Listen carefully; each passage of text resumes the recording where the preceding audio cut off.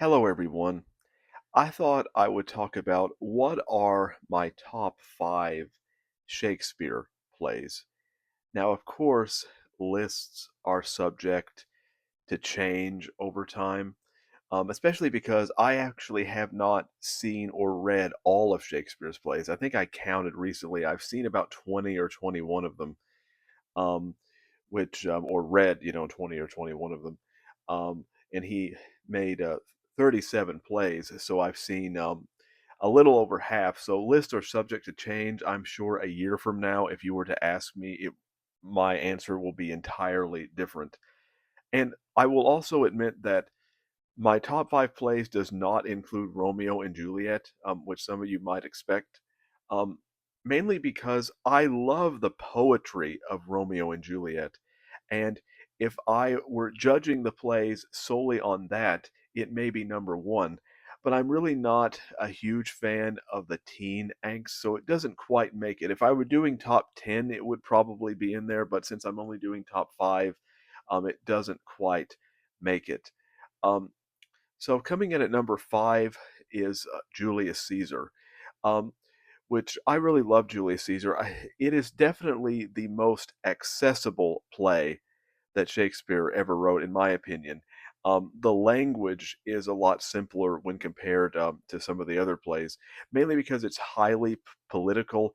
It's not involved so much in romance. But what I really love about Julius Caesar, now that's not to say that it doesn't have strong poetry in it, it does. But the poetry is of a masculine kind. There's a lot of force into it, a lot of descriptive metaphors involving violence. For example, when it says "unleash the dogs of war" and all of that, because it's a very masculine play, um, and I think that strengthens it. And to me, though, the great thing about Julius Caesar is how relevant it is, especially when it comes to politics. How a dictator, if you're not careful, can essentially take over your country, but how democracies are very unstable. And even if you have the best of intentions, you can still fail. And sometimes you can become the very thing that you want to overthrow. And so to me, Julius Caesar is very relevant. Um, Coming in at number four is Macbeth. Now, there was a time actually when Macbeth was a lot higher in my list because it was one of the first Shakespeare plays that I saw. So there was a time where it was number one. It's fallen back a little, but it's still in my top five. Um, and Macbeth is another play that I would say is very accessible. The storyline is simply straightforward about a Scottish king and Lady Macbeth trying to overthrow the current king. And then once they do that, they suffer a lot of guilt. It's kind of like a film noir in medieval times. It was written during the Renaissance, but it takes place in medieval times. And I've seen various adaptations of it over the years. I've seen some film noir adaptations. Orson Welles' version is certainly like that, and I've seen Ian McKellen's version as well. But to me, just the play is very psychological. It is the ultimate tragedy about the unraveling of Macbeth's mind. And also you have one of the strongest female characters in Shakespeare in the character of Lady Macbeth, um, who is almost in some ways more masculine than he is. So it's a very profound play for that reason. Coming in at number three is Richard III. Um, Now, I'm surprised when I first read Richard III that I liked it as much as I did, because I thought, okay, is this just going to be a dry historical Shakespeare play? But no, it is much more than that. It is a tragedy in its own right, and it has a lot of surprises, and it is also very relevant. It is about Richard III, who is this grotesque hunchback. That's the way he's portrayed in the play, anyway, who manages to achieve power by essentially killing off everyone who opposes him. And the thing is, though, is that what's really great about the play, and this is something that I think is often overlooked, is the fact that you have people who are opposing Macbeth, I mean, not Macbeth, Richard III, in characters like Lady Anne, and also the one of the queens as well. I forget her name right now, who oppose him. But so many of the people who oppose Richard III um, are only doing it um, because they have this false sense of superiority to them or morality, when in fact they crave power as well, which is why Richard III was able to seduce Lady Anne even though he killed her husband so easily. And I really love that scene because prior to him coming into the room, she spits on Richard III's spits at Richard III's um, memory. She spits at the thought of him. She absolutely hates him. She is disgusted by him. She curses him for murdering her husband. But once he comes in and tries to seduce her, just a little bit of flattery, and she completely crumbles and becomes putty in his hands, which shows her insincerity and her hypocrisy.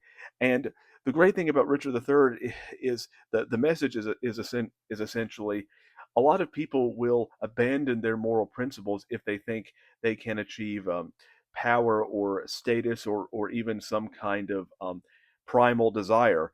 And so Richard III speaks to the darker parts of our nature that we would like to suppress. And to me, I think that is why it is such a great play. Um, Coming in at number two is Hamlet. Um, Now, Hamlet, I believe, is a very well structured play. It is Shakespeare's ultimate tragedy. Many of you know Hamlet well. Um, it's essentially about a man who tries to get revenge after he finds out from the ghost of his father that his brother um, killed his father, essentially. And so, and the story of the Lion King plays out like this as well. And what's great about Hamlet, though, in my mind, is the character of Ophelia and how fragile and sensitive she is, and how she is essentially destroyed by Hamlet because he is so cold towards her. And Hamlet is a philosopher in his own right who speaks to who monologues about many questions about life, who asks deep, profound philosophical questions, um, where Hamlet almost escapes the play, if you will, which is why it is such a great play. So Hamlet comes in at number two. Now, coming in at number one, you might be surprised by this, but is actually King Lear. Um, Now, King Lear, I believe, is a very underrated play, but it is a very dark play, full of deep, intense tragedy. But Shakespeare goes to such a dark place that the play takes on a new life of its own, where you really feel the characters in a way that you rarely do before. I mean, I think that King Lear, I think, is definitely Shakespeare's deepest and most profound play, where you have King Lear and his daughters are trying to divide his kingdom, but then they end up taking advantage of him. And then the one daughter who loves him, he discards at first, but by the time he realizes that she is truly loyal to him, it is too late. I mean, I've never felt such emotional power um, than when I saw King Lear. I mean, to me, nothing else compares. I felt, I mean, when I read King Lear, I felt a deep, profound sense of drama and sorrow when I read King Lear. I mean, nothing else compares to it. To me, it is Shakespeare's um, deepest and most profound play, full of literary meaning. And I definitely need to read it again.